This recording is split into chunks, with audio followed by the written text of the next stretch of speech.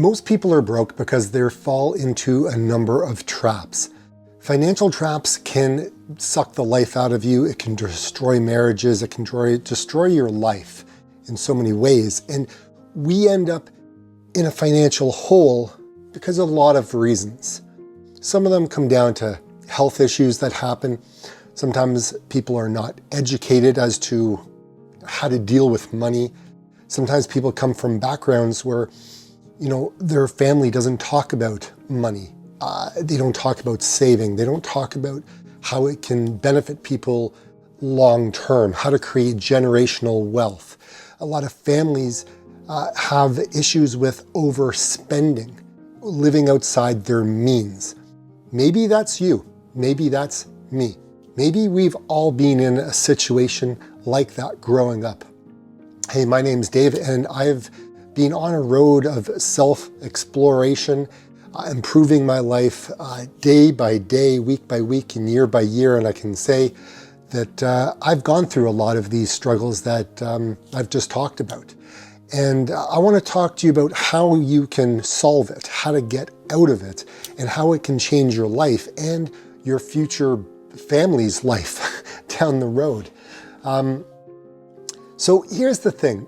I find that a lot of people don't talk about financial wealth. They don't talk about what can happen if you overspend. But before we get into that, I'm kind of like, okay, well, why is it that people get into a position of overspending, right? Sometimes there can be a mental health component where people spend money because they need to get a dopamine hit, because when you get a dopamine hit, it's fantastic, right? So you can scroll online, you can be addicted to shopping, you can be addicted to gambling, whatever it may be.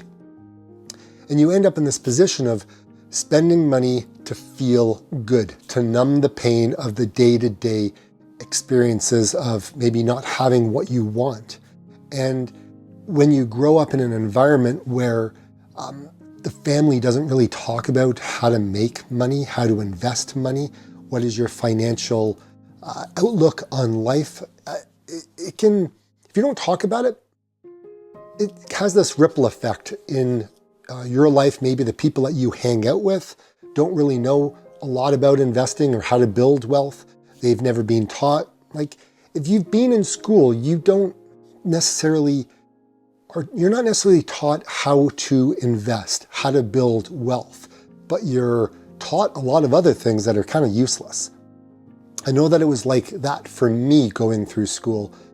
I never had a conversation about that aspect of it. It was just like, okay, well, hey, we're going to put you into the track team because, you look like you can run, and let's try that out. Or maybe you want to go into the arts and craft. Maybe you want to become a woodworker, just jobs, right? We're going to put you into a job. And we sit there day after day in class, looking at a teacher, uncomfortable in our chairs, sitting around amongst all kinds of other students, and we go through this grind, and it's not healthy, and it's destructive, and it's archaic the way that we teach our kids still today. We were taught to be factory workers, to be in the industrial age. We've evolved as a society into so many different aspects of life, but yet we still teach our kids this same old thing. And so many of us fall through the cracks because maybe you have dyslexia like me, or maybe you have learning disabilities in other ways. Maybe you have ADHD. Maybe you can't understand what the teacher is talking about because of maybe an accent that they have, or maybe it's maybe the teacher doesn't really care. Maybe they suck, and maybe you need somebody else, but there isn't anyone else to teach you. So you just kind of fall through the cracks. You don't pay attention, you become a troublemaker, they kick you out of school, you go from this place to this place, and before you know it, you have no connection. The friendships that you have are destroyed because you're not going to that school anymore. There's so many different aspects of this, and we can all fall into that trap. When people come into money, they can just spend it extremely fast, right? They want to have instant gratification. It's kind of like we're living in a latte society. So we go to Starbucks, we get a latte, pay like $6, maybe $7, maybe $8 for a drink, right? Maybe we go out for lunch and it's like close to $20 that we're spending. And you do that day after day. Maybe you go out for a coffee break with the guys, or maybe you're at school and you spend money, going to a pizza joint and, all of this stuff.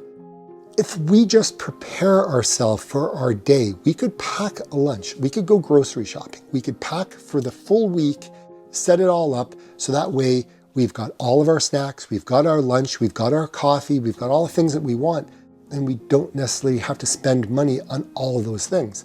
Not saying that it's not something that, we don't want to do from time to time, but when we make it a daily occurrence, we're living outside of our means. If we're all of a sudden we look and we're like, hey, I want to go ahead and buy that watch. I want to buy that car. I want to buy that jacket, that shirt, the next doodad, whatever it is, something that we see on Instagram or we see on TikTok or YouTube or whatever it is. All of a sudden we're out buying it. We're living outside of our means. The second thing that why people broke is we don't track where our money goes. We don't have a budget. So I like the envelope system. So if you have an envelope, you can put in money for certain things throughout the week, all your bills. Okay, this is how much things are going to cost. You can put money in these bills, right? Now you could turn around and say, well, I'll just get it directly debited from my bank account. Well, you could do that. Absolutely. But I don't know if you know, but when you spend money on a debit card and you look at your bank account at the end of the month, you're like, holy smokes, what am I spending my money on? Where did it all go? That's one of those things. If you don't have cash in hand, you don't see where it goes. It just disappears. But when you have it here, all of a sudden you're like, well, wait a minute. Hold on a second. You got to track this stuff. So either you can use an envelope method or you can, set it up in your account like I just talked about, but you want to make sure that you've got a budget set up. So if you bring in $4,000 a month, or maybe it's $8,000 a month, whatever it is, set aside the money that you're going to need and then budget it out. And whatever is left over, right? And when I say budget, I mean, set up even where money goes for your savings. What are you investing, right? Because that leads us into the next thing is our financial education. We're not intelligent enough as our society to where we invest our money. People wonder, oh, well, I invested in the stock market and I lost it all. Well, why did you lose it all? Because somebody certainly gained it all, right? You have to be intelligent, right? There's a great book called The Intelligent Investor, and it walks you through a lot of these concepts that I think we as a society miss. And no one's going to teach you this in society. You got to learn it. And then once you learn it, teach it to somebody else because it could totally impact their life. Now, the other thing is sometimes you just have too much debt.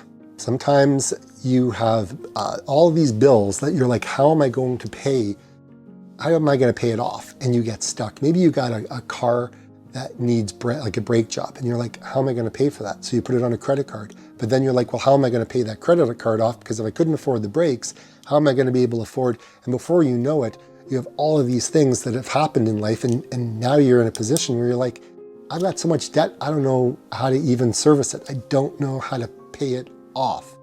And then you continue to go down that road until either you declare bankruptcy or you do a consumer proposal. And that's a hard thing to swallow. I mean, even student loans can totally screw you for years to come. We as a society, we don't really have a emergency fund. We don't have a slush fund. We don't have 6 months or a year put aside should something happen. We don't have that. I mean, you're living kind of paycheck to paycheck. And then whatever you can't afford, you put it on credit card. And then before you know it, that starts racking up, which I just talked about in my last point. We go down that road and it's a brutal cycle. So you're not investing for wealth. We just spend. We're great spenders. We spend a lot of money. Like I said before, we're not investing it. We don't know how to invest. We don't talk about it with our spouse. We don't talk about it with our kids. But I'll tell you, if you do, right? If you can find a mentor, it could change the game totally. And it can affect people's lives for future generations. You want to make sure that you start getting intelligent and you know where your money is going. You're also not trying to increase your wealth, right? You're not looking at other streams of income, right? Passive income would be a fantastic point to pick on, right? You could start a YouTube channel, right? You could get brand endorsements. You can work another job after you do the current job that you have, or maybe you're already doing all of that and you still can't get by, right? This is the society we're in. We're broke, right? The system is designed to keep us imprisoned in this world of being broke. And it's hurting so many families worldwide. And with the cost of living going up and up and up, pinching pennies is really the only way that people can do it nowadays. We're getting taxed left, right, and center. The prices of food is through the roof. All of these things have come down on the average family. And in some cases, it's just not your fault, right? Maybe you're a product of the environment that you were born into, and that's where you are. But where you are is not where you have to stay. You can get out of this, and this is how you can get out of the trap. So the first thing is create a budget. By creating a budget, you know what you're going to be able to spend your money on, what you can afford, where it's going to go. You can track it all on a piece of paper. You don't even need technology to do it. But if you're good with an Excel spreadsheet or Google Sheets or whatever it is, you can plug it in there too and let it do its calculations. But track your money and where it goes. Live below your means. Spend less than what you bring in. It's important, because if not, you're going to find yourself with nothing at the end of the day. It doesn't matter. If you don't pay attention to where it goes, it will all just evaporate into thin air and you'll be like, and the next thing is eliminating the debt. So starting off with the highest interest cards that you have, start paying those off as much as you can. And like I said, spend less. Maybe turn cable off, cancel your cable, cancel your subscriptions, cancel a gym membership, cancel all your Spotify account, cancel all of the things that are costing you money that you don't need to spend. Because when you do, you can take the money that you were spending on all of these other things and take that to start paying off the high interest credit cards that you may have. Next is invest in yourself. Start building up your education. Start putting money aside. Start creating that slush fund or that emergency fund that I talked about, because that will help you get out of the position that you're currently in. Now, if you're younger, if you're in your 20s, start investing. The sooner you start investing and start building wealth, the better it will be for you by the time you get into your 60s, 50s, 60s, 70s, 80s, right? You don't want to be at that stage, because again, that's like the end game. That's like playing a football game and you've got all the quarters. That's in the fourth quarter. And you don't want to be going into overtime, right? You don't want to go into that, because that's not a good place to be. So start early.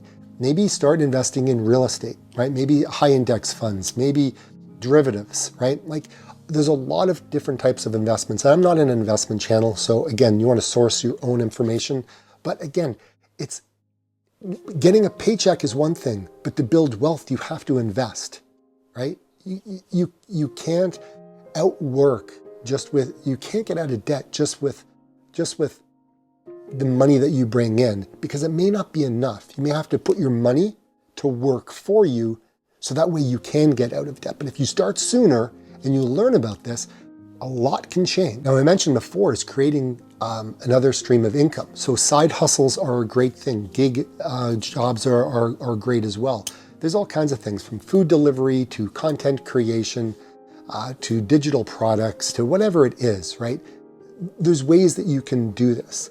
And so when you create these other streams of income, when you do that, you can take the money that you've gotten from that and then invest that, or maybe pay off some of the high interest credit cards that we talked about. These are some things that we can do.